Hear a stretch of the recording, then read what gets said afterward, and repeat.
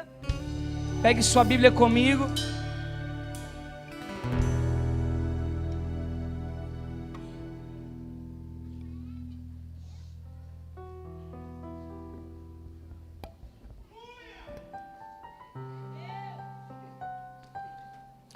E abra em Judas, um capítulo antes de Apocalipse. Vá lá para o final e volte um livro. Judas só tem um capítulo. Então, se alguém um dia perguntar para você e você não tiver feito isso, ler um capítulo inteiro da Bíblia, você vai poder dizer: eu já li um capítulo inteiro da Bíblia. Amém? Você pode me acompanhar nessa leitura? Diz assim: Judas, servo de Jesus Cristo e irmão de Tiago, aos chamados queridos em Deus Pai e conservados por Jesus Cristo, a misericórdia, a paz, o amor sejam multiplicadas. Amados, procurando eu vos escrever com diligência acerca da comum salvação, eu tive por necessidade escrever-vos e exortai-vos a batalhar pela fé que uma vez foi dada a todos nós, os santos. Porque se introduziram alguns que já antes estavam escritos para esse mesmo tempo e juízo, homens ímpios, que convertem em dissolução a graça de Deus e negam a Deus, único dominador e Senhor nosso Jesus Cristo. Mas eu quero lembrar-vos, como a quem já uma vez soube disso, que havendo o Senhor salvo um povo e tirando-o da terra do Egito, destruiu depois os que não creram. E os anjos, que não guardaram seu principado, mas deixaram a sua própria habitação, reservou na escuridão e em prisões eternas até o juízo daquele grande dia. Assim como Sodoma e Gomorra, e as cidades circunvizinhas, que havendo se corrompido como aqueles, e ido após outra carne, foram postas, por exemplo, sofrendo a pena do fogo eterno. E contudo também estes, semelhantemente adormecidos, contaminam a sua carne, e rejeitam a dominação e vituperam as autoridades. Mas o arcanjo Miguel, quando contendia com o diabo e disputava a respeito do corpo de Moisés, não ousou pronunciar juízo de maldição contra ele, mas disse: o Senhor te repreenda. Repita comigo: o Senhor te repreenda. Estes, porém, dizem mal do que não sabem, e naquilo que naturalmente conhecem, como animais irracionais se corrompem. Ai deles, porque entraram pelo caminho de Caim e foram levados pelo engano do prêmio de Balaão e pereceram na contradição de Corá. Estes são manchas nas nossas festas de fraternidade, banqueteando-se convosco e apacentando-se a si mesmo sem temor. São nuvens sem águas, levadas pelos ventos de uma para outra parte. São como árvores murchas, infrutíferas, 2 vezes mortas, desarraigadas. Ondas impetuosas do mar que espumam as suas abominações. Estrelas errantes para as quais está eternamente reservada a negrura das trevas. E destes profetizou também Enoque, o 7º depois de Adão, dizendo: eis que é vindo o Senhor com milhares de seus santos, para fazer juízo contra todos e condenar dentre eles todos os ímpios, por todas as suas obras de impiedade que impiamente cometeram, e por todas as duras palavras que os ímpios pecadores disseram contra ele. Estes são murmuradores, queixosos da sua sorte, andando segundo as suas próprias concupiscências, admirando as pessoas por causa do interesse. Mas vós, amados, lembrai-vos das palavras que vos foram preditas pelos apóstolos do nosso Senhor Jesus Cristo, os quais diziam que no último tempo haveria escarnecedores, que andariam segundo as suas próprias ímpias concupiscências. Estes são aqueles que causam divisões sensuais e que não têm o Espírito. Repita comigo: estes não têm o Espírito. Mas vós, amados, edificando-vos a vós mesmos sobre a vossa santíssima fé, orando no Espírito Santo. O que é orar em Espírito Santo, gente? Falar em línguas. Conservai a vós mesmos no amor de Deus, esperando a misericórdia de nosso Senhor Jesus Cristo para a vida eterna, e apiedai-vos de alguns que estão duvidosos, e salvai alguns, arrebatando-os do fogo. Tende deles misericórdia com temor, aborrecendo até a roupa que foi manchada de carne. Ora, aquele que é poderoso para nos guardar de tropeçar e apresentar-vos irrepreensíveis com alegria perante a sua glória, ao único Deus, Salvador, nosso Jesus Cristo, nosso Senhor, seja a glória, majestade, domínio e poder, antes de todos os séculos, agora e para todo sempre. Amém. Glória a Deus. Você pode aplaudir a Jesus por essa palavra. Diga para o irmão que está ao seu lado: eu li um capítulo inteiro da Bíblia. Aleluia. Glórias a Deus. Tome seu lugar, querido.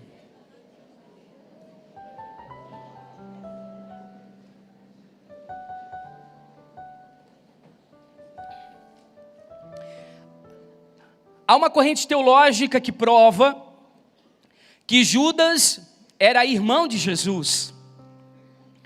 Mas olha que interessante que ele começa a carta tirando a sandália dos pés, de uma forma muito humilde. Ele diz assim: Judas, servo de Jesus Cristo, irmão de Tiago, aos chamados queridos em Deus Pai, conservador por Jesus Cristo, a misericórdia, a paz e o amor sejam por ele multiplicadas.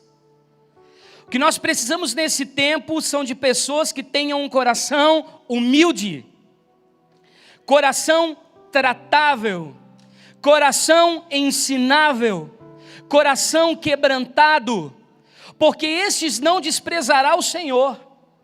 Há uma matéria-prima no coração do humilde que Deus se agrada.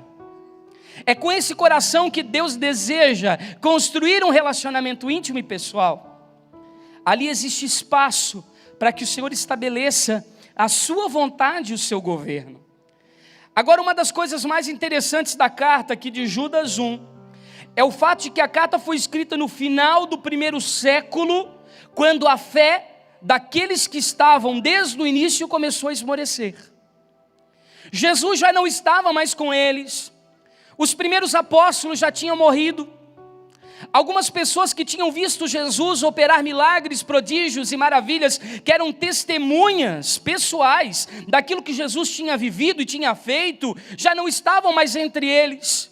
E por causa disso, algumas doutrinas heréticas, pautadas em humanismo, em ideologias místicas, começaram a entrar e a destruir as bases e os fundamentos da fé que o Senhor Jesus Cristo havia colocado. Então, queridos, nesse último tempo, a fé de muitos estava esfriando.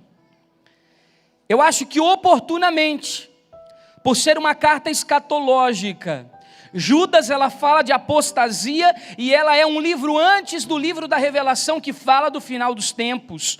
Não fala só da revelação de quem é Jesus, mas fala do fim de todas as coisas e o início de outras coisas, de acordo com uma nova ordem que o Senhor está planejando para todos nós, a sua igreja. Entretanto, o Senhor está usando Judas aqui para trazer um recado para a igreja, para que eles não esmoreçam na fé. Nós, no início da nossa caminhada com Jesus, nós vivenciamos muitos milagres, nós vimos muitas coisas tremendas acontecerem diante dos nossos olhos, nós acompanhamos muitas coisas maravilhosas, não é? Compartilhamos testemunhos gloriosos, mas parece que com o andar da carruagem, com a caminhada, alguns outros fundamentos mundanos vão destruindo as bases da nossa fé. E em determinados momentos da nossa vida nós nos pegamos duvidosos, queixosos, desequilibrados, com uma série de confusões, enxertando outras coisas nas bases e nos fundamentos do cristianismo original. Nos vimos meio perdidos com tantos achismos, com tantas ideologias e com tantas correntes teológicas. E nós acabamos construindo barreiras que nos impedem de viver o simples do Evangelho. A palavra aqui nos diz para que nós não venhamos a perder a inocência da fé que foi dada a todos. Naquele momento, aquela comunidade cristã estava sendo invadida por algumas pessoas que eram enganosas. Tal qual os dias de hoje, muitos enganos têm acessado os altares das igrejas, as plataformas das igrejas, e tentado diluir a verdade do Evangelho, tentado impedir as pessoas de se aproximarem um pouco mais de Deus. E nesse tempo em que nós estamos vendo tantas falsas obras, porque existem obras que são verdadeiras, são obras que são motivadas pelo Espírito Santo, são obras que são inspiradas por Deus, que nasceram no trono de Deus, mas existem outras obras que são produzidas na força do braço do homem, na intelectualidade, na cultura, na informação, nos padrões mundanos, que distorcem a verdade do Evangelho. E todas essas falsas obras, elas sinalizam, elas apontam para um tempo de apostasia. E o que é o tempo de apostasia? Apostasia é a doença do Espírito. Quando nós perdemos a nossa fé, quando nós perdemos a nossa inocência, quando nós perdemos a nossa pureza, e nós deixamos de crer.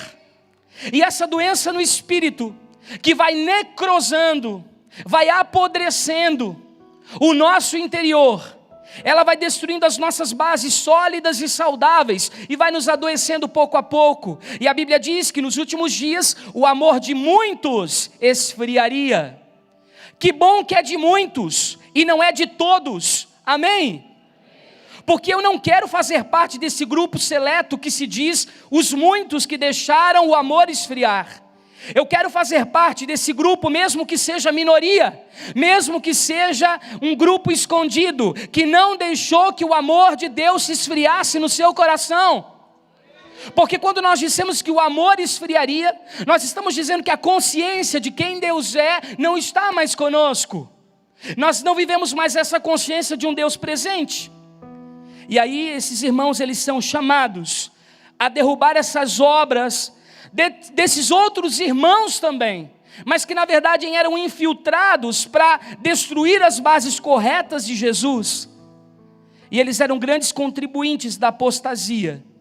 Porque eu tenho percebido nesse tempo, que esses irmãos infiltrados, que na verdade carecem do nosso amor, da nossa compaixão e da nossa misericórdia, eles adoecem tantos relacionamentos, que no final das contas, nós acabamos esmorecendo na fé, por causa de uma série de frustrações e decepções que temos com pessoas.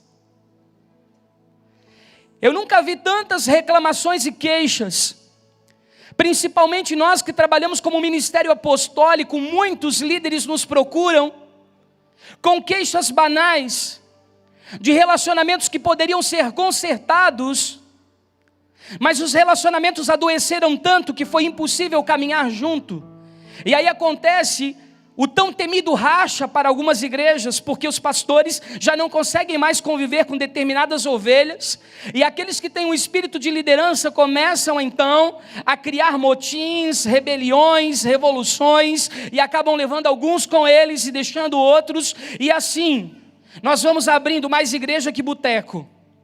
Isso não é bom, pastor? Claro que é, porque importa que o evangelho seja pregado, mas eu não acho prudente e nem saudável nós construirmos uma visão em cima de dor e de relacionamentos adoecidos, em cima de feridas não tratadas no seu interior, com motivações erradas e escusas, porque muitos desses estão abrindo suas casas e suas igrejas justamente para mostrar para os seus líderes antigos que eles podem dar uma resposta, porque no lugar em que eles estiveram foram muito rejeitados, não foram valorizados, e todos esses relacionamentos trouxeram a frieza e a falta da fé. Num determinado momento, esta pessoa que toma decisões precipitadas, almáticas, na flor da emoção, somente porque estão feridos e machucados, acabam esmorecendo na caminhada. Eles acabam se questionando se realmente Deus os chamou, acabam perguntando se realmente Deus tinha um plano sobre a vida deles, se eles realmente foram vocacionados para o ministério. Por que isso acontece? Porque as pessoas estão machucadas nos relacionamentos. E eu volto a dizer, uma das grandes razões para que a apostasia esteja se instalando na igreja de Cristo é porque as pessoas não sabem se relacionar. Elas não aprenderam isso. E Judas, ele tem duas coisas muito interessantes aqui. Repita assim comigo: intenção e ação. No início da carta ele diz assim: olha, eu peguei um papel e uma caneta e eu comecei a escrever para vocês acerca da comum salvação que é dada a todos por Cristo Jesus.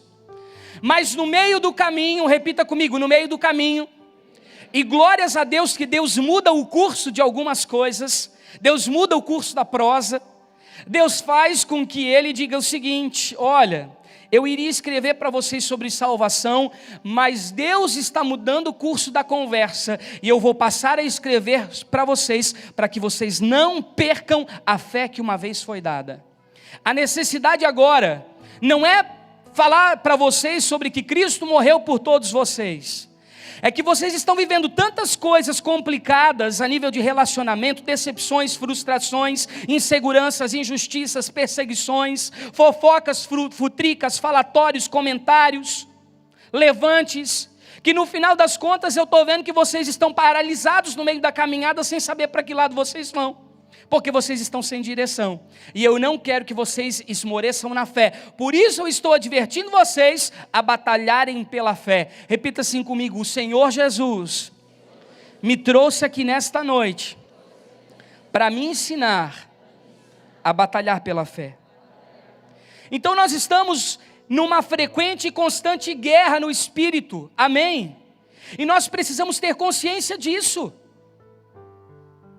de que nós não somos apenas espectadores, nós somos participantes ativos de uma guerra espiritual que está acontecendo constantemente, de Deus, porque Ele está à procura de verdadeiros adoradores que o adorem em espírito e em verdade, e de Satanás, que tem os obreiros da impiedade, homens e mulheres escolhidos a dedo, que estão sendo infiltrados para destruir as bases sólidas do Evangelho, e nós estamos no meio disso.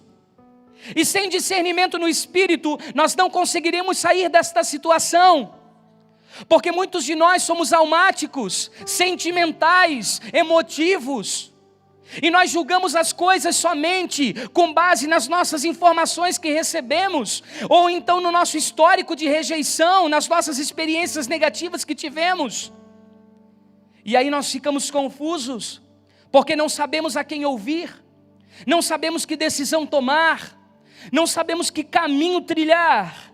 Então estamos constantemente nesta guerra, mas é necessário batalhar pela fé para que permanecemos em Cristo. Esta carta é gloriosa para esse tempo, ela nos encoraja através do Espírito Santo, a nós crentes cristãos, a permanecermos firmes nas bases do Evangelho, com fé sólida naquele que nos chamou. Mas infelizmente as falsas ideias estão entre nós, e quando ele está falando sobre batalhar na fé, no original, como foi escrita esta palavra, é muito complicado traduzir Judas, porque a linguagem é erudita, a linguagem é difícil, não é uma linguagem coloquial. Ele na verdade era apóstolo em Jerusalém, então ele tinha uma linguagem muito polida, uma linguagem muito intelectualizada, e para as pessoas interpretarem isso era muito complicado. Mas quando ele fala batalhar pela fé, no original ele está querendo dizer: eu quero que vocês contendam com veemência pela confiança que foi confiada ao povo de Deus. Olhem só isso, contendam com veemência. Quando eu escuto somente a palavra batalhar, eu acho que é uma simples guerra, uma simples luta. Não, são guerras espirituais de alto nível que nós travamos para permanecer firmes na nossa fé. Os levantes do adversário são diários, são momentâneos, mas eles são diários. E eles continuam a militar contra a nossa vida, para tentar nos tirar do foco, para tirar-nos do equilíbrio, para nos tirar das bases que o Senhor desenhou como projeto de vida para cada um de nós. E uma das coisas mais interessantes é que ele diz: contendendo com veemência pela confiança que foi confiada por Deus ao seu povo. Ou seja, quando Deus nos entregou a fé, Ele confiou a nós que nós aguardaríamos. Olhe para a pessoa que está ao seu lado e diga assim: quando Deus te entregou a fé, Ele acreditava, e Ele ainda acredita, que você pode guardá-la. Amém?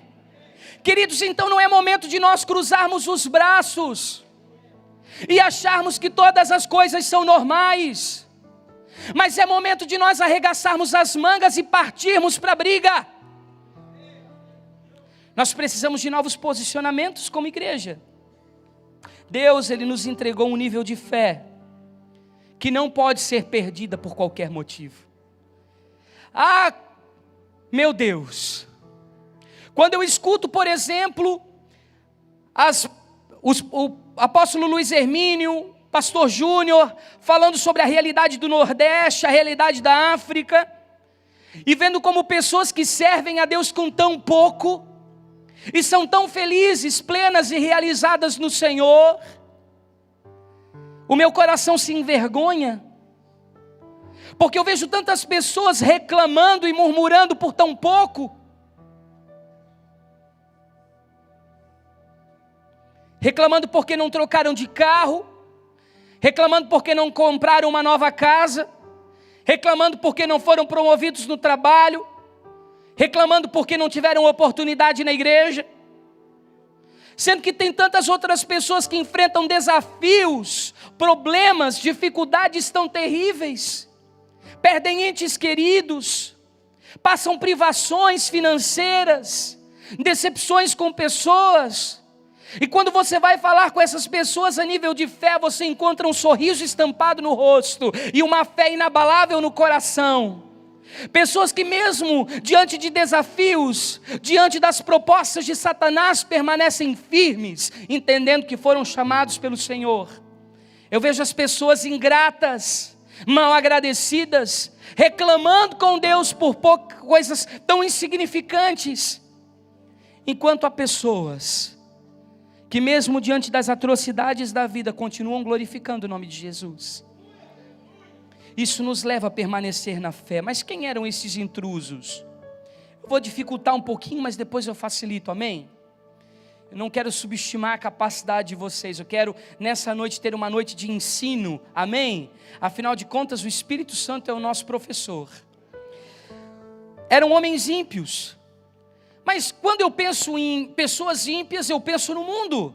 Eu penso naqueles que estão do lado de fora das quatro paredes da igreja, que estão vivendo dissolutamente no pecado. Não, os ímpios estavam infiltrados dentro da igreja de Cristo. Quem é ímpio, gente? Aquele que pratica a impiedade. O que é impiedade?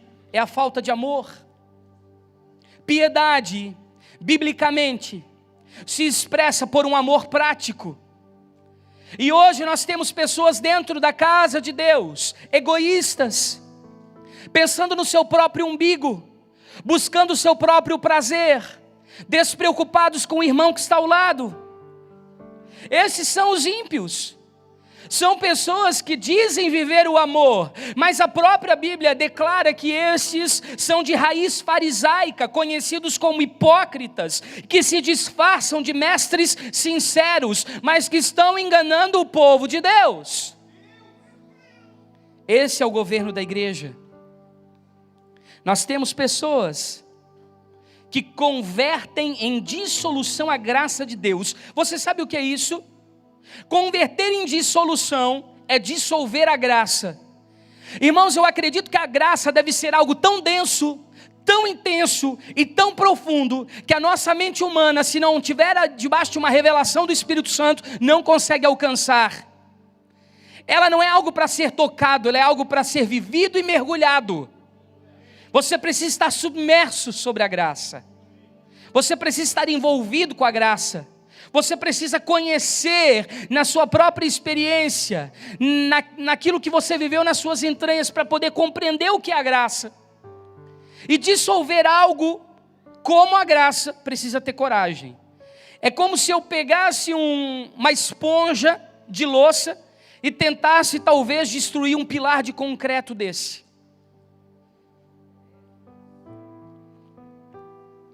Mas eles tentam dissolver a graça de Deus. Por quê?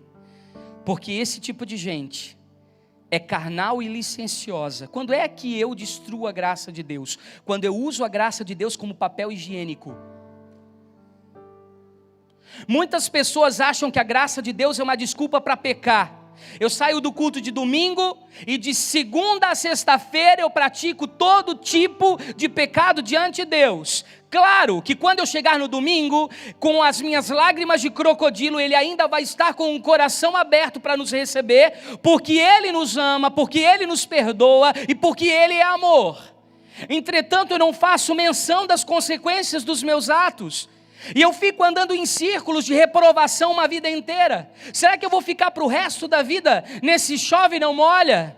Nessas subidas e descidas, oscilando na minha vida espiritual? Um dia tendo um compromisso com Deus e outro dia chutando o balde, não querendo mais nenhum compromisso? Eu preciso entender que as coisas do Senhor, elas são sérias. Se eu precisar então de um advogado, eu tenho, mas eu não preciso ficar acionando a toda hora, a todo momento. A graça,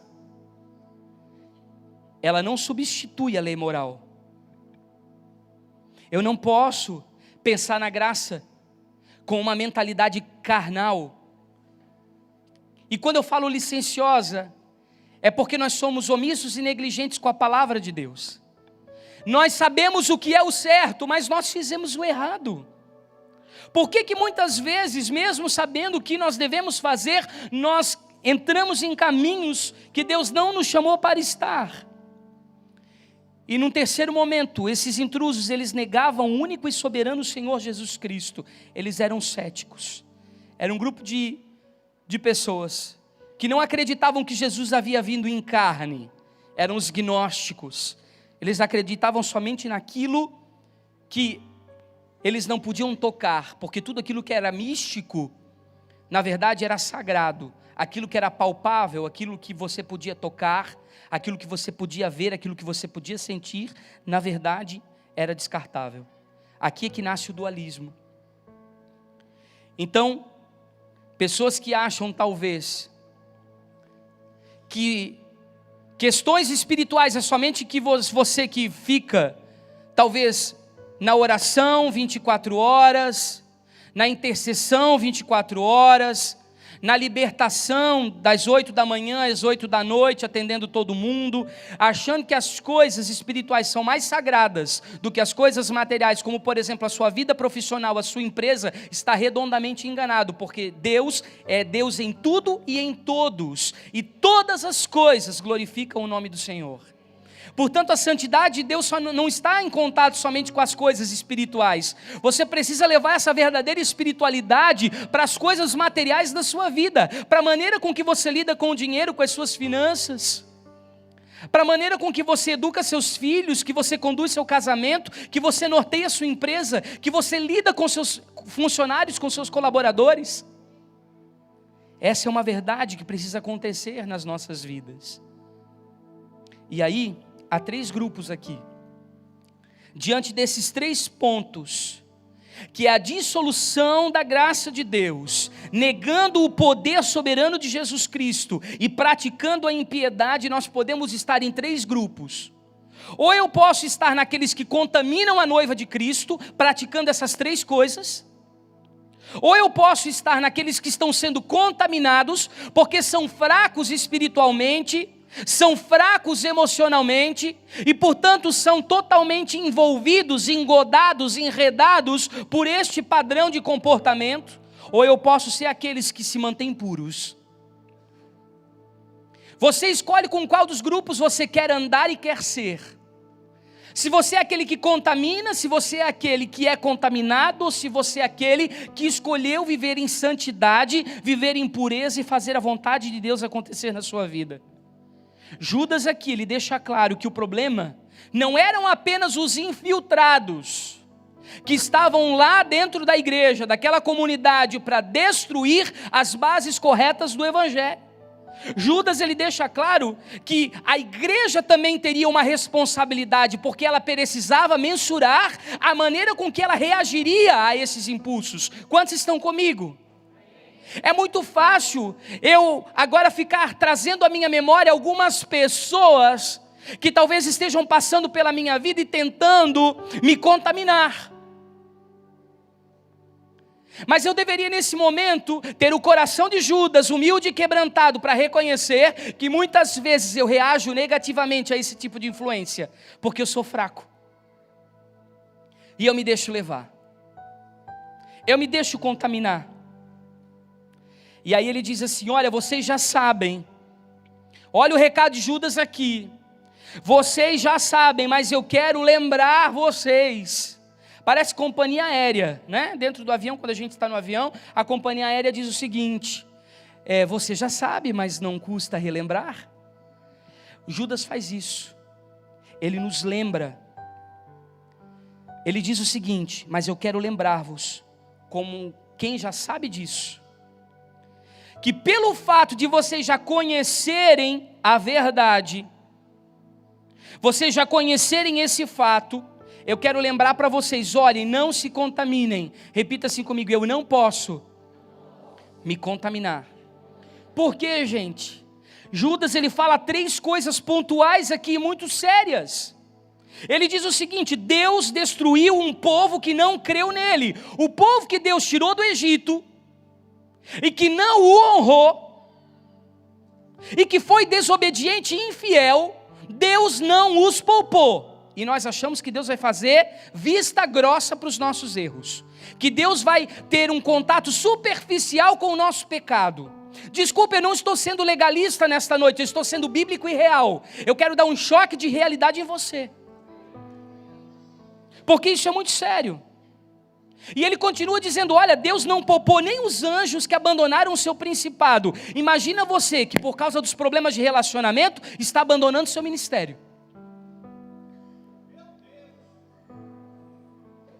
Eu não vou fazer mais nada, porque todas as vezes que a gente bota a mão, a gente se incomoda.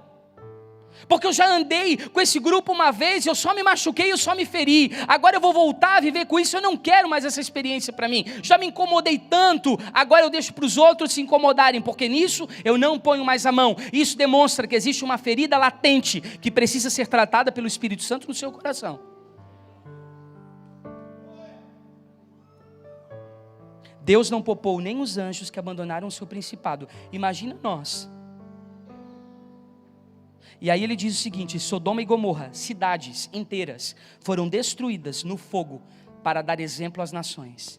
Então nós estamos lidando com Deus, que é amor absoluto, mas que traz juízo como consequência a atos que nós estamos levando nas nossas vidas, que são atos inconsequentes. Será que nós não estamos sendo inconsequentes? E eu quero falar um pouquinho daqueles que contaminam. Abra comigo Provérbios 6. Quantos me acompanham em Jesus? Provérbios 6. Pastor, como é que eu fujo desse tipo de gente? Vamos ver. Será que a gente se enquadra nesse grupo aqui que é aquele que contamina? Será que, meu Deus, eu sou um infiltrado e não sei? Estou a serviço do FBI do inferno e não sei? Provérbios 6, verso 16 a 19 diz assim: 6 coisas o Senhor aborrece, mas a 7ª a sua alma abomina. O que é abominar, gente? Biblicamente é Deus vomitar. Ele tem ojeriza, ele tem nojo, ele olha como se fosse uma coisa suja. E aí ele diz: olhos altivos. Eu preciso olhar para a minha vida e ver se eu não sou uma pessoa soberba, orgulhosa, presunçosa, que se acha, que mantém o controle, porque olhos altivos são olhos que querem estar acima dos olhos de Deus, que querem manter o controle acima do controle do céu, que acham que podem ter a guia da vida nas suas mãos. E aí a palavra continua dizendo: e possuem língua mentirosa. Pastor, eu não sou mentiroso. Mas quantas vezes você vai contar uma história e para sair ileso da situação você conta a sua versão?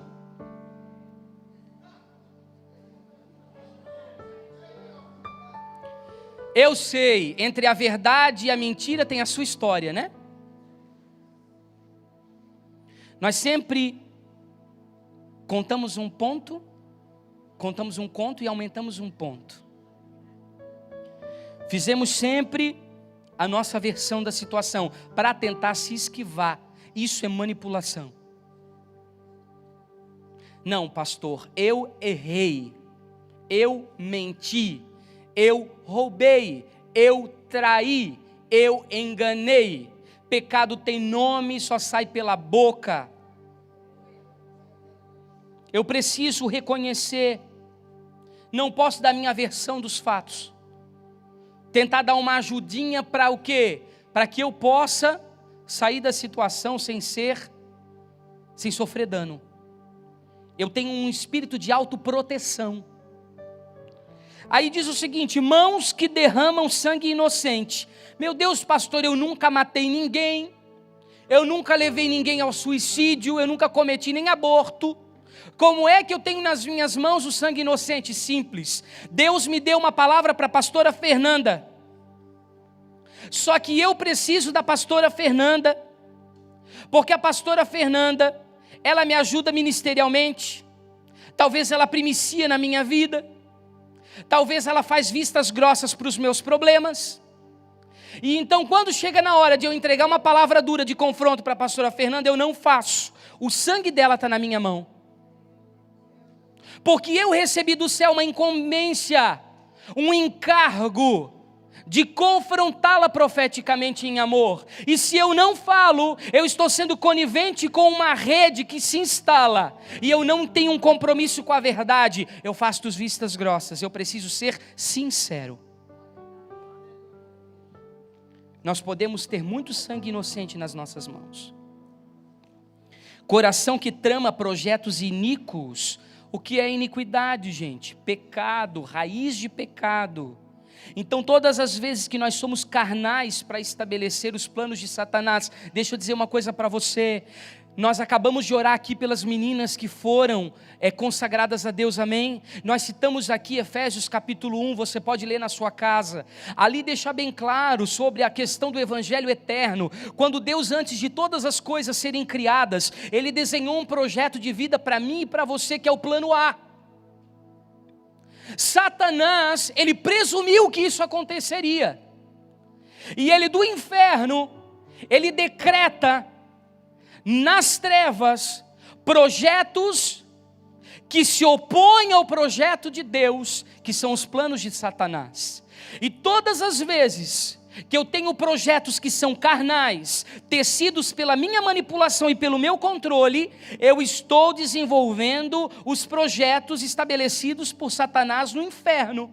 Ao invés de fazer o download do céu, aonde eu posso baixar os projetos da eternidade, entrar no trono de Deus além do véu e conhecer aquilo que os anciãos estão vendo, que os anjos estão vendo, e conhecer os segredos e os intentos de Deus espiritualmente, e viver esse projeto para a minha vida, eu tenho os meus anseios carnais, os meus desejos pessoais, e eu construo e teço as minhas manipulações. São os projetos iníquos, que muitas vezes eles aparecem na minha vida.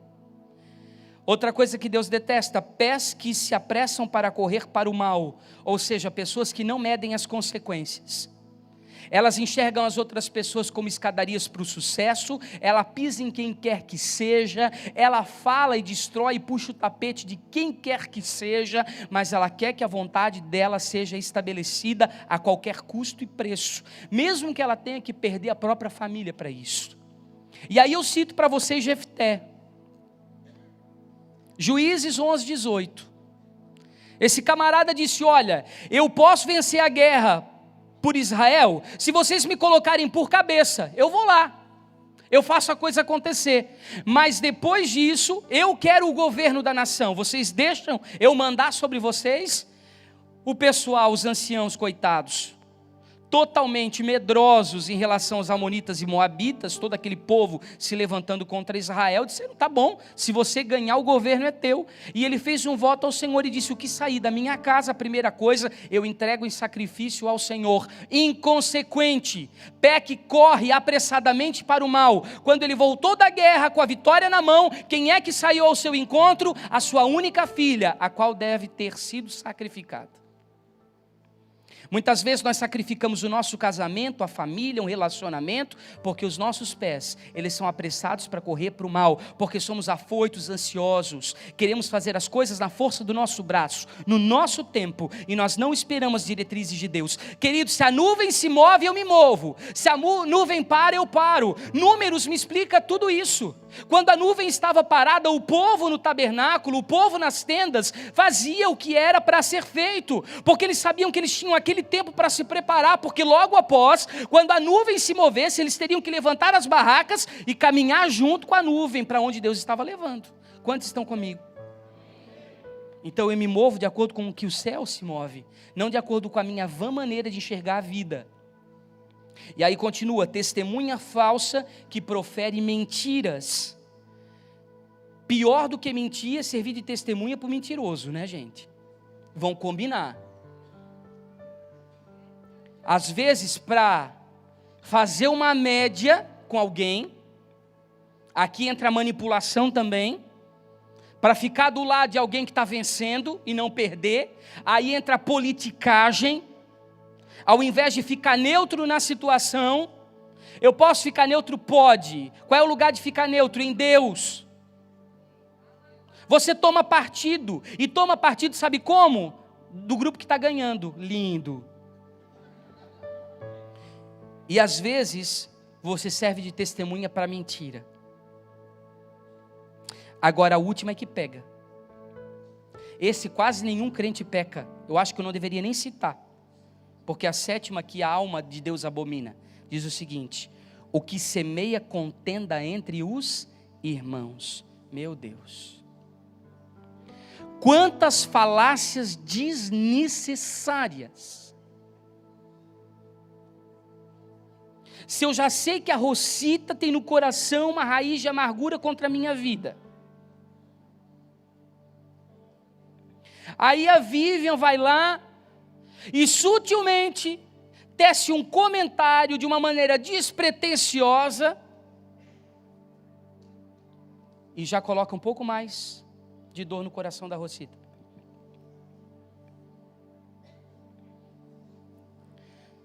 Nós deveríamos guardar mais a nossa boca.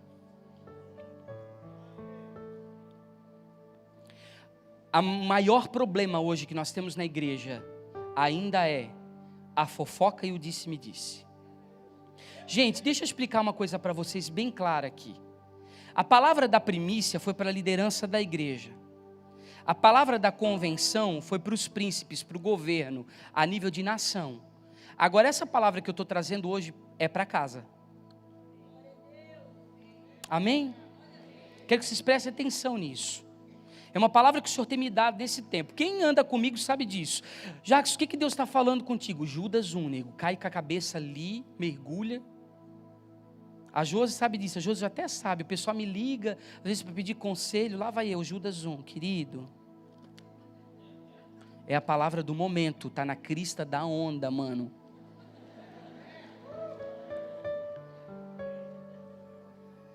Nós precisamos vigiar mais com a nossa boca. Não só com a nossa boca, porque ela consegue ficar fechada, a gente precisava segurar mais a nossa língua. Porque muitas pessoas estão trazendo dissensões entre o corpo. Aí tem gente que diz assim, mas eu não falo. Você não fala, mas você dá a entender. É pior. Sabe, joga farpinhas, comentários isolados, desnecessários, que criam confusões e contendas. A gente deveria vigiar um pouco mais sobre aquilo que sai de nós, porque muitas vezes esses comentários são sutis. Pastor, eu não falo e eu não dou a entender, mas se comunica com os olhos.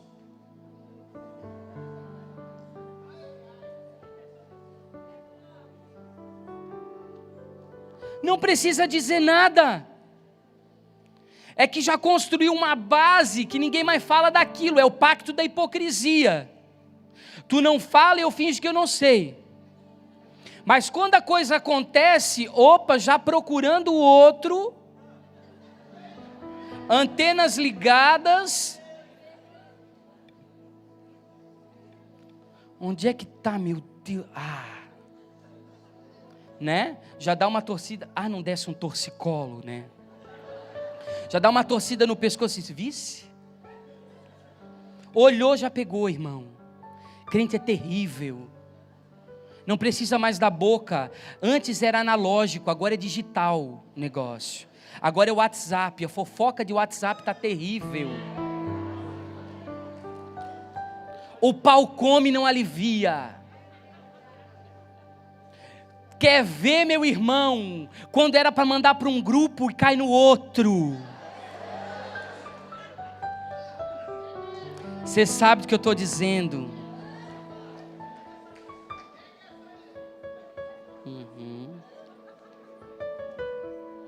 Aí você compra um celular novo, não sabe ainda como operar.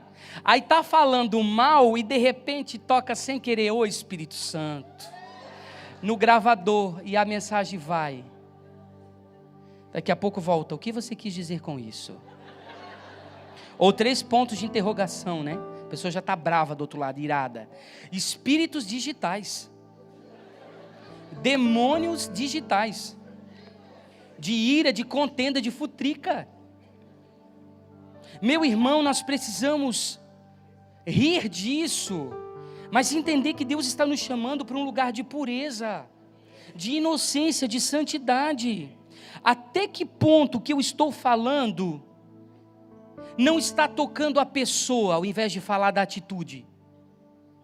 Porque Davi, ele foi muito criterioso, ele tinha motivos de sobra para matar a Saul, mas ele deixou que o mesmo morresse pela própria espada, e teve chances de matá-lo, mas não fez isso, porque ele entendia de submissão, ele entendia que Saul poderia estar caído como um líder ímpio, mas era um homem que tinha sido levantado por Deus, e ungido como autoridade espiritual naquele lugar. Será que muitas vezes os meus comentários não estão tocando num manto ministerial? Não estão tocando no caráter, na índole de alguém? Na dignidade? Nós seremos pesados por aquilo que a nossa boca liberar. A maneira que nós julgarmos os outros, nós seremos julgados. Toda denúncia que você fizer depois vai vir em forma de provação para te provar naquela determinada área. Portanto, seja íntegro. Sim, sim e não, não. O sim de fora é o sim de dentro. O não de fora é o não de dentro. E mais do que isso, eu aprendi com um profeta que o sim, sim e o não, não é muito mais espiritual do que a gente pensa, porque quando eu estou dizendo sim na terra, é porque eu já sei do sim de Deus no céu, e quando eu digo não na terra, é porque eu já sei do não de Deus no céu, porque eu faço aquilo que eu vejo meu pai fazer. Deus mente, Deus faz comentários desnecessários, cria contenda, cria dissensão, cria facção, cria separatismo.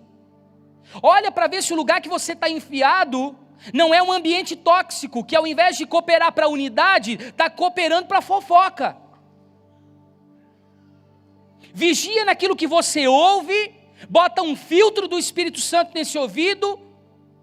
Eu não sei porque Deus te deu uma orelha tão grande.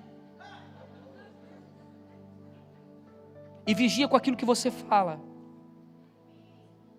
Deus abomina aquele que cria contenda entre os irmãos. Deixa de ser leva e traz. Deixa de fazer comentários desnecessários, porque esses infiltrados, deixa eu apurar aqui um pouquinho. Esses infiltrados, eles têm 3 objetivos, repita assim comigo, 3 objetivos. Primeiro, a Bíblia diz que eles querem destruir a sua fé em Deus. Por quê? Você fica tão estressado que você acaba no final dizendo assim, meu Deus, lá no mundo não tinha isso, dentro da igreja eu encontrei. Mas é aqui dentro mesmo, irmão, que tu encontra, porque assim, as pessoas erradas estão aqui. É aqui que Deus nos conserta, é aqui que Deus nos trata. Adianta você vir com esse discurso, então eu vou me desviar porque lá fora era melhor. Para com isso. Deixa de ser criança, seja maduro. A segunda coisa é fazê-lo abandonar o seu posto no propósito de Deus. Por quê? Você vai cansando. Os comentários, as dissensões, as facções, as briguinhas, as politicagens, o partidarismo, isso tudo vai deixando você pesado, cansado. No final das contas você abandona o teu propósito, aquilo que Deus desenhou para a sua vida. E no terceiro, eles querem fazer você viver da mesma maneira dissoluta que eles vivem, sendo um péssimo exemplo para as nações. Deixa eu dizer uma coisa para vocês, esse tipo de gente tem uma espiritualidade superficial e rasa. Eles estão acostumados a viver esse nível de evangelho, de ir para o trabalho, ir para casa tomar banho, botar um gel no cabelo, roupa de crente, vir para a igreja com a Bíblia no sovaco e ter um discurso de crente dentro da casa de Deus. Mas eles não saem disso. Deixa eu explicar para vocês. O projeto deles é ser usado e articulado como infiltrado de Satanás para destruir o propósito de Deus para a sua vida. Porque Deus tem um propósito com você, você não vigia, se aproxima dessas más companhias que corrompem os bons costumes e os seus valores vão por água abaixo, os seus princípios vão pelo ralo. E quando você olha para a sua vida, você que tem um propósito lindo, uma promessa de Deus, está lá no mundão, vivendo dissolutamente nas garras de Satanás. E sabe quem é que está vindo na igreja e não falta um culto? O outro que falava mal de todo mundo para você, porque ele já está acostumado a viver nesse lugar de mediocridade espiritual. Ele não quer que você mergulhe profundamente em Deus. Ele fica numa boa e quem é prejudicado é você. Estão me entendendo? Isso precisa ficar claro para a gente. Esse tipo de gente pratica três coisas. Primeiro, eles praticam coisas da carne, contaminam a sua própria carne, são pessoas impuras. Então você vai ver que essa gente vive na prática do pecado. Um dia eles estão na igreja bem, glória a Deus, aleluia, sapateiam na unção, é canelinha de fogo, é Espírito Santo, é falando em línguas, é dando profecia, e eles estão jejuando, orando, vem aqui para a sala de oração das 8 às 2, é uma bênção. No outro dia você vê o cara arrebentado, vivendo no pecado, são oscilações. Ano após ano, um dia está bem, um dia está mal, é igual a lua, vive de fase. E envolvimento com a carne. Outra coisa que essas pessoas, que você vai diagnosticar nessas pessoas, elas rejeitam a autoridade divina. Então são pessoas insubmissas, são pessoas que não respeitam as autoridades, são pessoas rebeldes, o coração delas dissemina contenda, é enganoso, são insujeitas, porque elas criam jeito de tomar as suas próprias medidas sem respeitar quem Deus colocou acima delas para guiar suas vidas, porque elas não obedecem nenhum tipo de princípio de honra. É muito fácil você conhecer essas pessoas. Elas não honram ninguém, nem a elas mesmas. E no terceiro ponto, Judas diz que elas insultam os seres angelicais. Você sabe o que é isso, gente? É gente que não tem consciência da presença de Deus, que vem para a igreja e acha que esse lugar aqui é qualquer lugar, que não tem consciência de que esse aqui é um ambiente de adoração, que esse lugar é um lugar de expurgo do pecado, de desintoxicação das obras mortas, de um contato íntimo com o Espírito Santo, de atrair a presença de Deus. Bom, já não tem isso nem em casa, né? Porque já vem a coisa de casa, imagina aqui dentro. Mas eles não têm nenhum tipo de reverência à presença de Deus, não tem nenhum tipo de contemplação a Jesus. Eles vivem como se eles viessem para um lugar que uma palavra da Bíblia fosse pregada e alguém botasse a mão na sua cabeça como um benzimento e eles voltassem para casa da mesma maneira que eles chegaram. Eles não têm consciência dos seres angelicais, eles desprezam aquilo que há no céu. Desprezam aquilo que há no céu. Estão preocupadas com coisas estruturais, materiais. mas estão despreocupados se aquilo está agradando ou não o Senhor, porque não têm consciência da presença sobrenatural do Espírito Santo. São pessoas que vivem de forma despreocupada. Agora deixa eu dizer uma coisa para você, repita comigo: o reino espiritual se move por hierarquia. Meu irmão, quando diz que Miguel, ele guerreou com Satanás, no grego, você encontra Miguel lutando com o diabo. A palavra no grego é diávolo, que quer dizer aquele que se opõe ou adversário. Escuta o que eu vou dizer aqui para você, presta atenção, pega isso. Vai ter momentos na sua vida que o diabo vai te pressionar a entrar nesse lugar de conchavos, de partidarismo, de politicagem, mas você precisa ser livre de todos para servir a todos. O seu coração tem que estar no Senhor. Deixa eu explicar por quê. Ele vai vir ferrenhamente contra a sua vida como um adversário. Talvez seja uma das lutas mais intensas que você vai ter contra o opositor, contra a sua vida espiritual. São guerras a nível de relacionamento em alto nível. Lutas que você nunca imaginou ter, níveis de perseguição, de controle que você nunca sonhou ter, mas você vai passar por isso, porque é esse espírito que se opõe às verdades do reino. Só que no hebraico, na Bíblia judaica, vai explicar que na verdade era o anjo Micael, que é Miguel, e Satanás ali é Samael, que é o anjo da morte. Pegou? Esses relacionamentos matam a sua vida espiritual. Relacionamentos tóxicos matam a sua vida espiritual. Comentários desnecessários, picantes, sutis, ardilosos, mentirosos, manipuladores, controladores, destroem e matam a sua vida espiritual. A apostasia é a morte do espírito. A guerra que Judas está dizendo aqui, de Miguel e Samael, é sobre o corpo de Moisés. Quem é que tinha autoridade sobre aquele cadáver, gente? O corpo. Obviamente Samael, o espírito da morte. É ele que é o emissário e que responde por Deus. Deus manda ele buscar. E ele foi para pegar o corpo. Só que de repente Miguel olha para ele e diz assim: aqui você não toca, que o Senhor Deus, ele te repreenda. O que eu aprendo com isso, pastora Vanessa? Que tem brigas que não são nossas. Repita assim comigo: que o Senhor repreenda.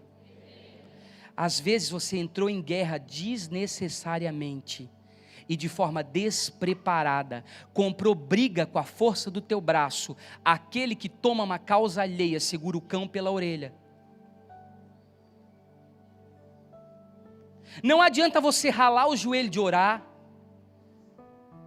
entrar em desnutrição de tanto fazer jejum, ficar pirado de decorar a Bíblia de capa a capa, para tentar dissolver essa guerra no espírito. Você vai ter que passar. Só que não é você que se defende, é o Espírito Santo que te defende. De uma forma sobrenatural, que eu não sei como, pelo seu encargo no corpo, Deus vai te proteger. Ele faz uma redoma de proteção sobre você e você passa. Vai doer muito. Vai causar ferida demais. Só que a briga não é sua. Repita assim comigo: tem brigas que eu comprei de graça, que eu não precisava me meter. Então esses infiltrados aqui, a gente já está indo para o final. Quem me dá mais tempo? Tá bom ou não tá? Joia. Depois vocês se entendem com Deus. Onde esses infiltrados conseguem trilho para caminhar? Qual é a base que eu entrego na minha vida para que eles possam fazer? 3 coisas. Repita assim comigo: o caminho de Caim. Judas cita o caminho de Caim. O que é o caminho de Caim, gente? O caminho da inveja. Quando eu quero o que o outro quer, o que o outro tem. Começam as comparações, as competições, por poder, por posição, quem manda mais em quem. E essa inveja no coração, ela adoece a ponto de você matar o seu irmão. Caim mata Abel, assassina Abel, e o sangue inocente do seu irmão clama por justiça na terra. Deus deu 6 oportunidades para Caim se arrepender. 6, biblicamente, é o número do homem. Deus disse: olha, você precisa sair desse nível aí e entrar num nível de arrependimento comigo. Mas a palavra de Deus diz que ele fez um falso arrependimento e Deus fez-o sair da sua presença, não da igreja, porque eles não saem da igreja, eles só saem da presença. Eles querem te tirar da presença.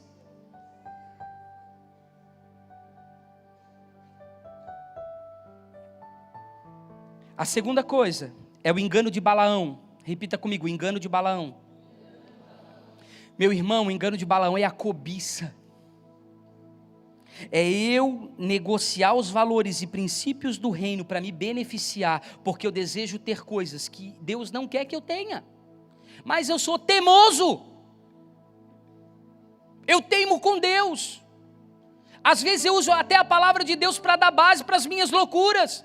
Porque eu estou obstinado, eu estou doente. Deus diz: não é para você. E você persiste na cobiça. Aqui Judas aponta pontos vulneráveis para a queda. Balaão vendeu o povo de Deus. Ele disse: olha, se vocês fizerem o povo de Israel pecar com aquelas meretrizes, com aquelas prostitutas, a imoralidade vai dar legalidade. E aí vocês vão poder entrar e vencer a guerra. Você sabe o que é isso? É quando você entrega o ponto fraco do seu irmão para você se estabelecer. Isso acontece lá fora, pastor? Não, é dentro da igreja. É desnudar o irmão, é descobrir o irmão. É ao invés de ressaltar as virtudes, as qualidades, olhar o que a pessoa tem de positivo, você só enaltece o que há de negativo. Você mancha a imagem das pessoas. Usa sua boca para desmoralizar, para trazer indignidade para as pessoas que estão no mesmo barco que você, porque Jesus morreu por você e morreu por elas também. E nós não temos coragem às vezes para pensar: você que veio de pé e não trouxe a capa de chuva, está ralado. Volta aqui para mim. Oh meu Deus, caiu um pingo d'água lá fora, já todo mundo olhou para a janela. Vamos lá, gente, estou suado aqui, a coisa vai acabar daqui a pouco. Terceiro, repita comigo: contradição de Coré. Ah, mas eu quero ouvir. Contradição de Coré. Contradição de Coré é o ciúme. Como é que esses infiltrados encontram base na nossa vida? Se nós formos invejosos, cobiçosos e ciumentos, nós vamos dar espaço para esses demônios agirem na nossa vida. Sabe o que Coré faz? Corá, ele se apoia nas críticas e nos argumentos contra a liderança para fazer uma rebelião. Sabe o que acontece? Foi a primeira rebelião contra Moisés e Arão. Sabe o que esse camarada faz? Ele se apoia nas amarguras e nas críticas dos outros, com os discursos muito bonitos, com discursos legais, mas na verdade, ele está construindo um ataque. Sabe o que aconteceu com Corá? Ele teve ciúme, porque Elisafã era o seu primo, e ele obteve o melhor cargo, junto a Moisés e Arão, e quando ele olhou aquilo, que ele foi reprovado e foi rejeitado, ele não se conformou. Como é que o outro pode ter e eu não tenho, meu Deus? Eu trabalho e não troco de carro. Ele começou na igreja ontem e já está com o carro novo na porta. Eu trabalho dia a dia e não consigo ter o nível de vida que ele tem. Parece que para ele as coisas são mais fáceis. Você começa a gerar aquele salmo que tem inveja do ímpio. E por causa disso ele adoeceu seu coração. Ele não suportou o destaque do primo. E por causa das questões pessoais, ele começa a mobilizar um motim. Ele manipula a gente do povo. Ele começa a articular uma contenda. E ele tem um discurso muito bom. Não, nós vamos conversar e nós vamos vencer. E o discurso é muito bacana, muito legal, muito limpo, muito polido. E você não entende, mas você está caindo numa rede terrível de manipulação. É a rejeição de alguém que não tem identidade e que quer o que o outro tem, e aí acaba disfarçando essa doença da alma com um ideal justo e ético, mas é só uma capa, é só para valorizar os seus sentimentos perversos, porque no final ele é chefe de uma anarquia. É uma pessoa que constrói sobre indivíduos que não têm escrúpulos, que são agitadores, que são demagogos e que não têm o padrão de Deus. É muito fácil identificá-los. Muito fácil identificá-los. Eles tentam influenciar a gente com as suas visões que distorcem a base de Deus. Sabe, queridos, a Bíblia começa a dizer o seguinte, para a gente ir para o final. Repita assim comigo: manchas. Eles são manchas nas suas festas de fraternidade. O que é fraternidade? É amor puro e verdadeiro, é a mesa da comunhão. Deus quer propor uma mesa de comunhão. E na verdade essas pessoas mancham esse ambiente de amor, porque elas não vivem o amor, elas vivem a partir das suas causas pessoais. Elas querem fazer com que as suas causas pessoais encontrem lugar. Outra coisa, essas pessoas apacentam a si mesmos. Repita assim: pastores do seu próprio coração. São pessoas egoístas, pensam somente no seu umbigo, na sua projeção, constroem relacionamentos por interesse para levar vantagem. Tem uma meia dúzia aí que tenta fazer isso com a gente quando chega. Ou dá carteirada ou abre a carteira. Ou mostra título e posição para de repente a gente achar que porque ele é um camarada influente, a gente precisa dele para alguma coisa. Ele vai ter a minha honra, meu respeito. Se for uma autoridade constituída por Deus, eu oro pela vida dele para que o Senhor o estabeleça, amém? Outro vem e abre a carteira achando que vai me comprar com dinheiro, que talvez eu vou furar a fila do aconselhamento para botar ele antes. Não vai não, vai para o fim da fila esperar todo mundo. Aqui não tem privilégio, todo mundo é igual. E eu digo isso, irmãos, porque esse é o coração de todos nós. E aí eles são nuvens sem água. Repita assim comigo: nuvens sem água. O que é uma nuvem sem água, gente? Uma nuvem que não serve para nada, não rega a terra pobre e seca, e não traz fertilidade. São pessoas vazias, tem discurso, tem lábia, mas não tem atitude, não tem ação. Você vai olhar para a vida, não tem fruto, e é o que o outro texto diz: são árvores murchas duas vezes. Por que duas vezes? Primeiro, porque elas são infrutíferas, elas não produzem frutos, elas estão no corpo, mas não produzem frutos. E segunda coisa, são desarraigadas, elas não ficam raízes. Um dia elas estão numa igreja, outro dia em outra, outro dia em outra, outro dia em outra. São os romeiros da fé, achando sempre um lugar que possa realizar os seus desejos pessoais, porque não querem um compromisso com Deus. Aonde tiver confronto, eles vão vazar. O pastor chamou para ter uma conversa mais de perto, ó, perna para que te quero. Não aguenta, vaza. São como espumas das ondas que vão e vêm, só faz barulho, mas não tem nenhuma prática. E por último, são estrelas cadentes que vivem sem destino. Você já viu aquela estrelinha que a gente fazia o pedido quando a gente era criança? Que passava aquela estrelinha no céu? Não podia apontar porque dava verruga. O que você fazia? Fazia seu pedido, mas quando você pensava em terminar o pedido, a estrela já tinha ido embora. Seu pedido era muito grande, irmão, a estrela passa muito rápido. E deixa eu dizer uma coisa para você: a estrela errante é aquela que vai e ela se apaga nas trevas. Só tem iniciativa, mas não tem terminativa. A pessoa só tem, é cavalo de bandido, só tem pegada, mas não conclui nada. Ela tem muitas ideologias, mas ela não faz nada sólido que fique. Agora a gente vai para o final, eu prometo. Olha para a pessoa que está ao seu lado e diga assim: agora ele vai acabar. Quem é que denuncia esse espírito infiltrado? A Bíblia diz: quem é que faz isso? Repita assim comigo: o espírito de Enoque. Enoque andava com Deus e já não era, e o Senhor o tomou para si. Judas, ele está dizendo que o espírito de Enoque, ele milita contra essas hostes, ele denuncia esses pecados, ele julga essa impiedade que há no povo de Deus. Por quê?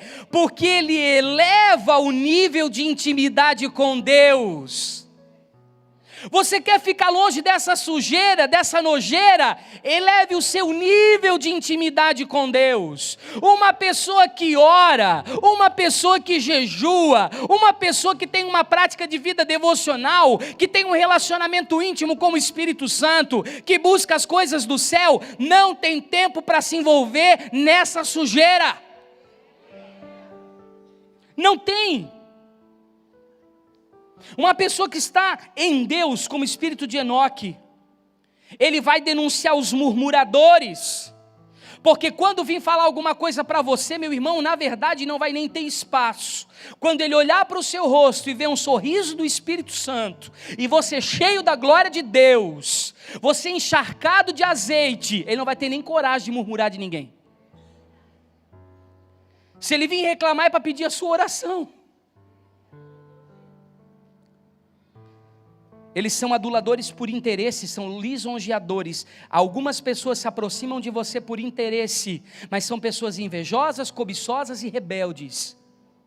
Cuide com esses relacionamentos tóxicos, porque eles permanecem na igreja, mas não querem a presença, e eles querem te tirar desse lugar da presença. Cuide com os relacionamentos, porque às vezes nós temos baixa estima, depreciação, complexo de inferioridade, e nós não temos identidade. Aí qualquer um que chega e dá meia dúzia de palavra bonita para a gente, já ganha nosso coração e vai nos levando. Tenha identidade, tenha pulso firme, tenha posicionamento, não se deixe engodar por qualquer mentira. Os aduladores de plantão estão aí para puxar o seu tapete, e eles são sensuais e não têm o Espírito. Esse Espírito que está falando aqui são pessoas manipuladoras que não têm o Espírito Santo. A palavra sensualidade aqui, ela está falando de engodo, de enredamento. Não está falando de sensualidade somente no sentido carnal, da imoralidade, da prostituição. Está falando da sensualidade porque são pessoas atrativas. São pessoas que talvez você goste da companhia porque são comunicativas. Faz bem estar com elas. Mas no momento ou outro da conversa, aquela prosa muda de curso, e começam então as murmurações, as invejas, as cobiças, as contendas, com um discurso muito bonito, de que nós precisamos orar e precisamos botar as coisas em ordem, porque Deus me disse isso e Deus me falou aquilo, quando na verdade as pessoas têm intenções na sua carne, geradas na sua alma, e elas não têm o Espírito. A Bíblia diz, não tem o Espírito. Mas como é que eu vou saber quem não tem o Espírito, pastora Vanessa?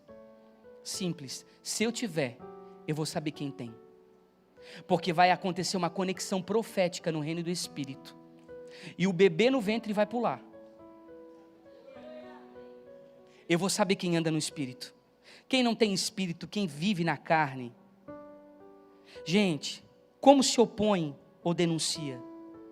Repita assim comigo: eu preciso aumentar o meu nível de intimidade com Deus. Em Salmos 46 diz que há um rio que alegra a cidade de Deus, e o Senhor está no meio dela, e ela não será abalada. Como é que eu posso estar no meio de uma confusão, de uma falcatrua, e não me contaminar com aquilo, se eu estiver no Espírito? Se eu estiver em Deus. Como é que eu posso estar no meio do partidarismo, da politicagem, e permanecer neutro? Se eu estiver onde? Em Deus. Como é que eu posso estar no meio de pessoas que são escravas de espíritos de manipulação e controle, e manter o meu coração limpo? Simples, se eu for livre desse espírito e livre delas, aí eu posso servi-las em amor. Mas eu preciso cuidar. Enoque andava com Deus e já não era, e o Senhor o tomou para si. Será que nós conseguimos encontrar este lugar no reino do Espírito? Hebreus 12, 22 diz o seguinte: mas tendes chegado ao monte Sião, repita assim comigo, Sião, cidade do Deus vivo, Jerusalém celestial, jubilosa reunião dos milhares e milhares de anjos. O que a Bíblia está dizendo aqui, através do escritor de Hebreus, gente? Que nós não vamos chegar a Sião, a Nova Jerusalém. Porque quando, lá em Apocalipse, a Bíblia se refere a Sião, o Monte Santo, e a cidade que é a Nova Jerusalém, escuta o que ele vai dizer em Apocalipse. Ele olha e diz que João subiu no monte, que era o Monte de Sião, e ele olhou e ele viu a cidade. Mas antes desse capítulo, o próprio Deus, aquela voz que era liberada para João, disse o seguinte: vem e eu te mostrarei quem é a noiva. A noiva era uma cidade? A noiva era um monte? Não. A noiva é um lugar espiritual construído por Deus, aonde nós somos purificados, adornados pelo Espírito Santo, um lugar e um nível espiritual que nós precisamos explorar, que nós ainda não conhecemos, precisamos entrar nesse lugar no Espírito. Se você estiver nesse lugar no Espírito, essas situações elas não te pegam. Há um povo seleto, que se mantém puro e inocente, que se mantém livre de todas essas coisas, que são a infraestrutura da cidade de Deus. É com elas que Deus constrói a sua cidade, a sua morada. Deus habita nela e ela jamais será abalada.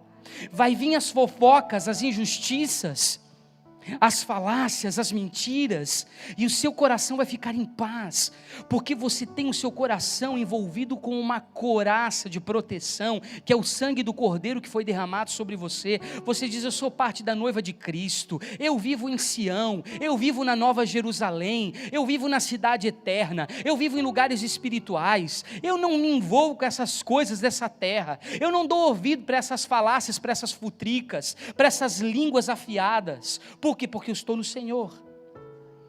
Mas eu vou dizer para você uma coisa: nunca foi tão necessário nesse tempo jejuar, orar, buscar os dons do Espírito, buscar os frutos do Espírito, buscar o governo do Espírito Santo.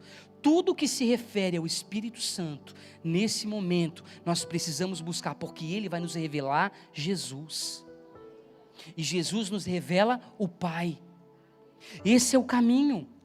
Nós precisamos voltar a viver essa verdade. E aí Judas nos dá caminhos para viver disso, para viver isso. Ele deixa receitas. Ele diz primeiro: edificando-vos a vós mesmos sobre a vossa santíssima fé, orando no Espírito Santo. Orar em línguas. Vem cá, Jeff. O Jeff vem com o coração amargurado. O Jeff vem de um lugar de fofoca, de futrica, de confusão, de confabulação, de manipulação, de controle. Vem com a alma dele dilacerada, arrebentada. Ele é um cara também que no coração dele tem inveja, tem cobiça, tem rebeldia. O Jeff chega para mim para conversar. Aí de repente o Jeff chega e começa a me falar coisas que são da vida dele. O que eu preciso fazer nesse momento, gente? Se eu sei disso, eu preciso entender que eu estou num lugar no Espírito, porque eu só vou conduzir o Jeff para o lugar onde eu estiver. Se eu estiver no mesmo nível de carnalidade, se eu viver o mesmo nível de politicagem, de partidarismo, se eu não for neutro nisso, eu nunca vou conseguir tirar o meu amigo dessa situação. Nunca, jamais. Quando ele vir falar comigo, eu tenho que começar. Chorou balaba soro comanda ramassui, de comala massori beche de flamandarras, de comandara la massuri biflácio comandarai, reflassuribia. Eu tenho que edificar a mim mesmo enquanto eu vou recebendo. Em muitos momentos, gente, que eu estou fazendo aconselhamento, eu estou orando em línguas constantemente, porque eu preciso ter discernimento, que a pessoa traz a versão dela. Eu preciso ouvi-la e saber se aquilo que ela está trazendo para mim é a verdade ou não. Obrigado, Jeff. Palma para os nossos atores, para o nosso ator. Outra coisa: conservai-vos no amor de Deus. O que Judas diz? Conservai no amor de Deus. Pastora Vanessa me persegue, fala mal de mim, tenta se levantar contra a minha vida, tenta ver furo na minha caminhada, mas eu continuo amando. Ou coisa difícil amar o inimigo. Talvez seja o maior desafio, mas quando eu entro nesse nível, eu reflito Jesus, porque Ele é amor. Eu preciso entrar nesse lugar. A terceira: na misericórdia de nosso Senhor Jesus Cristo. Eu tenho que olhar e dizer: meu Deus, podia ser eu nessa situação. Eu sou melhor que ela? Não, eu sou responsável por ela. Eu não posso deixar ela assim. Eu vou acabar com esse relacionamento tóxico? Não. Eu vou para o joelho orar e o Senhor vai me dar direções de como eu posso ajudar ela a sair dessa situação. Quarto, apiedai-vos de alguns com discernimento. Deixa eu contar uma coisa rapidinho aqui para vocês. Pastor Luiz Hermínio sempre conta para a gente que quando ele estava na outra comunidade, na outra igreja, a pastora ficou por aproximadamente 2 meses com um sacolão dentro do carro para dar para ele, cesta básica. E aí, ele estava passando necessidade em casa. As meninas oravam com um pacote de bolacha vazia para poder ir para a escola. Só que cada vez que a pastora ia botar a mão no carro, para abrir o carro, para levar a cesta básica, Deus dizia para ela, não faz. E assim foram 2 meses, até que um dia de manhã, a pastora acordou e o Espírito Santo disse, vai lá na casa dele agora e entrega. E aí ela contou, essa cesta básica, ainda bem que é alimento não perecível, já está 2 meses comigo aqui. Eu pensei que ia ficar aqui, mas cada vez que eu pegava, o Espírito Santo dizia para mim, não entrega. E ele disse, isso é de Deus, pastora, porque esses últimos 2 meses foi um intensivo de Deus para eu aprender a confiar integralmente dele e não esperar de ninguém. Por que eu digo isso, gente? A gente precisa aprender a ajudar as pessoas com discernimento. Porque se você ajudar as pessoas na alma, na sua emoção, no seu sentimento, na sua carne, você vai meter a mão aonde Deus não quer que você meta. Você vai comprar briga que não é para você. Busque, Espírito Santo, eu faço, não faço. A palavra de Deus, ela nos diz que nós, até parece heresia o que eu estou dizendo para você, porque a palavra de Deus me diz que eu preciso fazer o bem a todos. Se eu vejo uma pessoa em estado de necessidade, eu não posso encolher a minha mão, eu tenho que abençoar. Só que eu tenho que aprender a discernir se aquilo que a pessoa está passando é realmente uma necessidade ou um tratamento intensivo de Deus. E eu não posso meter a mão aonde não fui chamado, eu posso atrapalhar o que Deus está fazendo. E aí diz o seguinte, quinta, salvai alguns com temor, arrebatando-os do fogo e odiando a túnica manchada de sangue. O que é isso? Pastora Gertrudes pecou feio, caiu da graça. O que eu vou ter que fazer isso? Eu vou ter que salvar alguns com temor. Eu sei que eu vou precisar do temor do Senhor para poder entrar nesses cativeiros de trevas e poder tirá-la desse lugar. Mas eu vou arrebatá-la do fogo, ou seja, tinha uma prova contra a vida dela, decretada, viria o opróbrio, uma consequência pesada sobre a vida dela, mas Deus me disse, ajuda, e eu a livrei do fogo e da provação. Só que o que eu faço? Eu odeio a sua túnica manchada de sangue. Sabe o que é isso? Eu te amo, mas eu não aprovo o que você faz. Tem que chegar um momento que eu tenho que ter tanta coragem, que eu vou ter que dizer nos olhos da pessoa, olha querido, eu estou contigo, te amo, você é meu amigo, a gente está junto, temos uma aliança, você pode contar comigo para o que você precisar, assim, não é uma coisa momentânea, para o resto da vida, minha amizade com você é verdadeira, mas eu tenho que te dizer, as tuas atitudes não estão corretas, eu vou te salvar do fogo e da provação, mas eu tenho que odiar a tua túnica manchada de sangue, eu tenho que dizer, você está errado. E aí por último, diga assim, graças a Deus, confiar naquele que nos guarda de tropeçar, o único que é sábio. É assim que ele termina a carta. Quem é que me guarda de tropeçar, gente? O Espírito Santo. Ele vai me dar discernimento. Não adianta você achar que você é o cara que conhece de gente, que você sabe trabalhar com pessoas, que você lê o livro de aeroporto com 10 maneiras de como influenciar pessoas e fazer novos amigos, porque isso não funciona no reino do Espírito. Isso vai te ensinar a ter uma pós-graduação em manipulação. O que você precisa é discernimento espiritual. Repita assim comigo, eu preciso de discernimento no Espírito. Ele vai te dar os dons do Espírito. Você vai ter palavra de ciência, de sabedoria. Você vai ter discernimento. O Senhor vai te dar palavras proféticas. Você vai poder servir o corpo livre. Livre. Você sabe o que é isso? Livre. De confabulações, de conchavos. E você vai buscar o que, gente? Sabedoria. Por que o Espírito Santo nos dá sabedoria? Porque esses relacionamentos a gente não resolve com coisas aprendidas em livro e sala de aula. Sabedoria vem de Deus, é revelação, é discernimento, vem do alto, para lidar com a esposa e com o esposo, para lidar com os filhos, para lidar no ambiente de trabalho, para lidar no ministério. Amém? Vamos ficar de pé?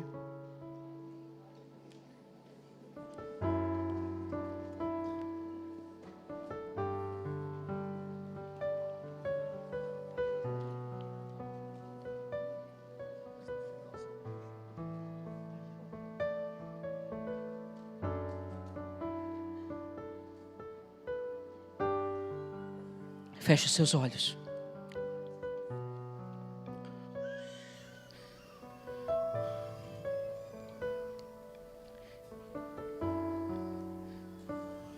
Busque a presença do Espírito Santo nesse momento.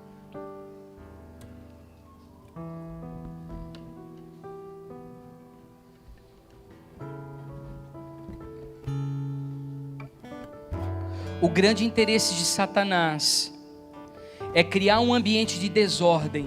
Eu aprendi uma coisa com a pastora Regina. Olha aqui para mim. Lembrei agora, pastora Regina. Eu aprendi algo com a pastora Regina. Pastora Regina e o pastor Marlon, eles atendem grupos de convívio, são as pessoas que mais trabalham com relacionamento aqui. E a pastora Regina me ensinou uma coisa que um falecido pastor dessa cidade um dia disse, que é o pastor Zizo da comunidade cristã. Jackson, ela me disse: onde tem confusão tem demônio.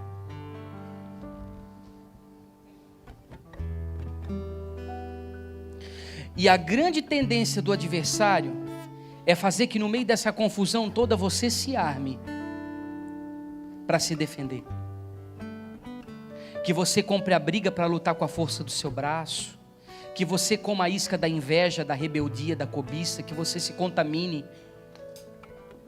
Mas se você estiver no Espírito Santo, no Senhor, se você adentrar um lugar no Espírito, você pode ter certeza absoluta que você vai ter vitória. Agora, se o diabo conseguir botar a isca no seu coração e te fisgar, meu irmão, ele vai fazer com que você se arme.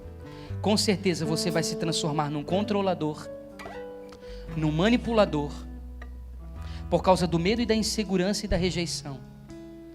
Ele vai te colocar como uma pessoa controladora, manipuladora, dominadora, que também joga, que também negocia, que também se partidariza, que se envolve com a politicagem para quê? Para se defender. Você vai buscar aliados, defensores, mas quando a guerra é espiritual não tem outro jeito, é Deus quem nos defende. É Deus quem nos defende. Eu não posso esquecer disso nunca. Uma hora ou outra, o Senhor vai entrar. Alguma coisa eu tenho que aprender nisso. Uma situação que eu estou criando musculaturas espirituais, eu estou criando maturidade. Deus está me forjando. Eu não posso, sabe? Eu vou perder várias coisas. Eu tenho muitas perdas entrando nisso. E aí a pergunta fica: você faz parte dos que contaminam? Você faz parte dos contaminados? Ou você faz parte daquele que busca a pureza e o equilíbrio e a saúde? Eu quero que você saia do seu lugar e você venha aqui.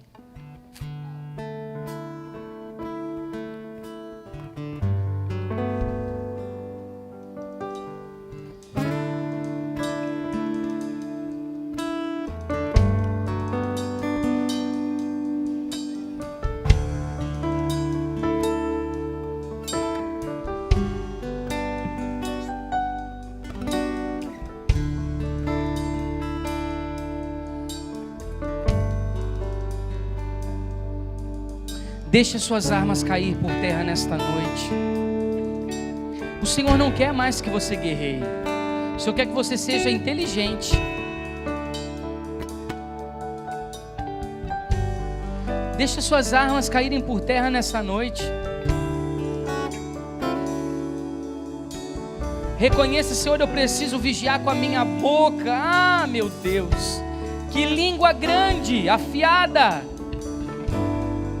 Senhor, às vezes eu poderia ficar quieto, meu Deus, eu não fico.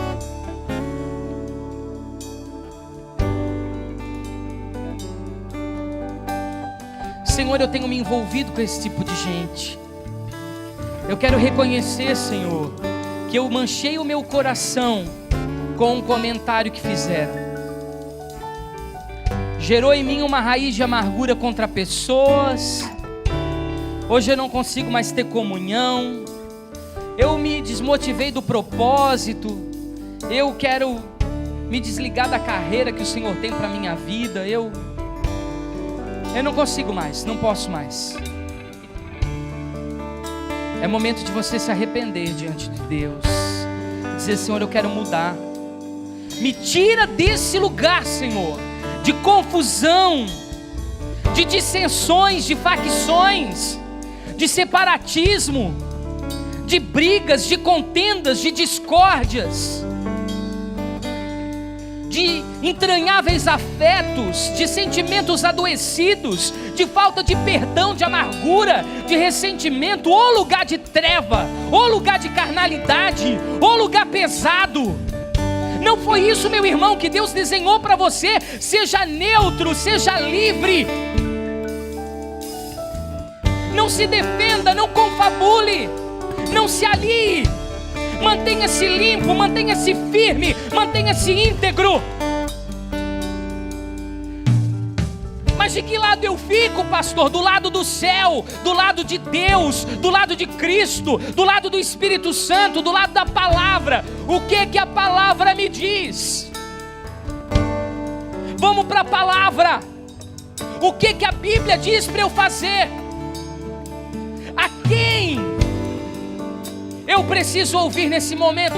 Eu preciso buscar discernimento no Espírito. Eu creio que nós somos uma igreja militante, uma igreja de vanguarda, uma igreja que está vivenciando os últimos dias da igreja na face da terra. E a apostasia não vai lhe pegar por causa dos relacionamentos adoecidos. Isso não vai te entristecer, não vai te esmorecer. Isso não é uma palavra motivacional, mas eu profetizo vida no seu espírito. Você vai ganhar nessa noite um filtro para o seu coração. E as palavras que você ouvir vai entrar por um ouvido e sair por outro, mas não vai descer no seu interior, não vai descer no seu espírito, não vai encontrar morada. Não crie inimigos, não crie adversários. Tenha misericórdia, compaixão e amor das pessoas. Quanto mais elas te perseguirem, mais as ame. Quanto mais elas forem injustas, mais as ame. Mas ela está sendo falsa comigo, pastor. Não tem problema, ama ela mesmo assim. Seja piedoso. Não deixe Satanás roubar do seu coração o amor, porque nos últimos dias o amor de muitos esfriaria. Não deixe ele roubar o amor. Ame, olhe nos olhos, aperte a mão. Você, pastor, eu vou estar sendo falso, eu vou estar sendo hipócrita. Não, você vai estar sendo verdadeiro, porque você está fazendo o que a palavra diz para você fazer. Abraça, ama, olha nos olhos, perdoa. Dá a mão para caminhar, dá a tua capa. Caminha mais uma milha, come mais 1 quilo de sal, nem que pare o rim. Faz, ame, não pare, não desista do propósito. Cante essa canção, querido. Faz-me esquecer as coisas que me afastam de você. Teu nome é como um vento derramado em minhas feridas, que me cura, restaura a alegria. O teu perdão é tudo que eu preciso. Cura minha alma, restaura o teu sorriso. E quando tu chegas, fica tudo colorido, fica tudo colorido.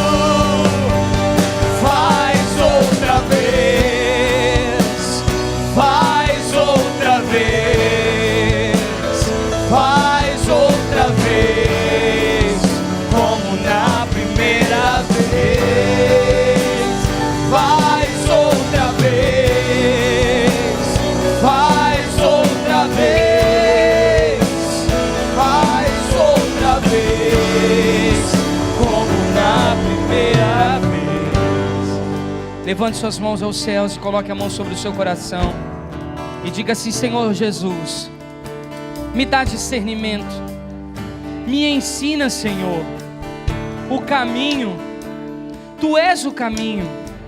Me ensina a porta. Tu és a porta para eu acessar esses lugares no Espírito que eu ainda não conheço. Eu quero conhecer o Monte Sião, o lugar que Davi conheceu. Eu quero conhecer a Nova Jerusalém, o lugar que João viu. Eu quero estar nesse lugar, na cidade de Deus. Eu quero ser a estrutura da cidade de Deus. Me leva para esse lugar, livre, inabalável, inalcançável, longe das decepções, das perseguições, das tristezas, das frustrações. Um lugar em que eu possa estar em Ti e receber de Ti, em nome de Jesus. Amém? Aplauda Jesus.